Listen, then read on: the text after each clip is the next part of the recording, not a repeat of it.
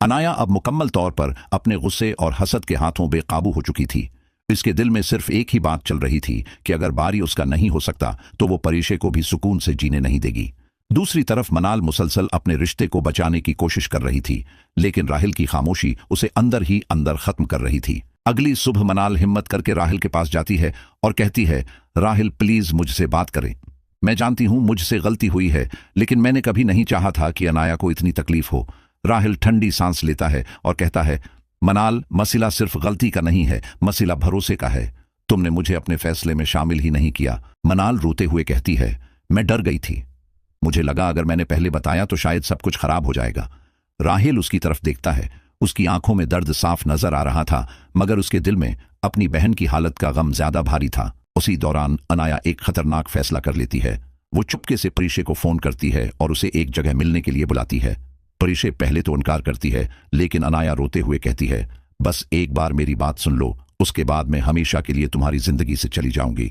परीशे नर्म दिल थी, इसलिए वो मान जाती है। जब परीशे उस जगह पहुंचती है तो अनाया की आंखों में अजीब सी नफरत देखकर घबरा जाती है। अनाया गुस्से में कहती है, तुमने मुझसे मेरी मोहब्बत छीन ली। तुम्हें क्या लगा तुम बहुत खुश रहोगी? परीशे उसे समझाने की कोशिश करती है कि मोहब्बत जबरदस्ती हासिल नहीं की जा सकती, लेकिन अनाया उसकी एक नहीं सुनती। दूसरी तरफ बारी को जैसे ही पता चलता है कि परीशे अनाया से मिलने गई है, उसे बेचैनी होने लगती है। उसे एहसास हो जाता है कि अनाया गुस्से में कुछ भी कर सकती है। वो फौरन परीशे को फोन करता है, मगर उसका फोन बंद जा रहा था। बारी घबराकर फौरन वहां जाने के लिए निकल पड़ता है। इधर आलिम साहब को भी काशिफ की एक और सच्चाई का पता चल जाता है। उन्हें मालूम होता है कि काशिफ ने सिर्फ जुआ ही नहीं खेला, बल्कि कुछ लोगों से कर्ज भी ले रखा है। ये सुनकर आलिम साहब के कदमों तले जमीन निकल जाती है। वो सोच भी नहीं सकते थे कि उनका बेटा इतनी बड़ी मुश्किल में फंस चुका है। अब देखना यह है कि अनाया परीशे के साथ क्या करने वाली है।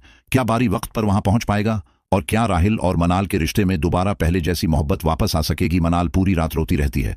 उसकी आंखों से नींद जैसे छीन ली गई हो। बार बार उसे राहिल की वो बातें याद आ रही थीं कि मैं तुम्हें कभी माफ नहीं करूंगा। यही अल्फाज उसके दिल को अंदर से तोड़ रहे थे। दूसरी तरफ राहिल भी अपने कमरे में बेचैन बैठा था। गुस्सा तो उसे बहुत था, लेकिन कहीं ना कहीं वो खुद भी जानता था कि मनाल ने जानबूझकर उसे तकलीफ नहीं दी।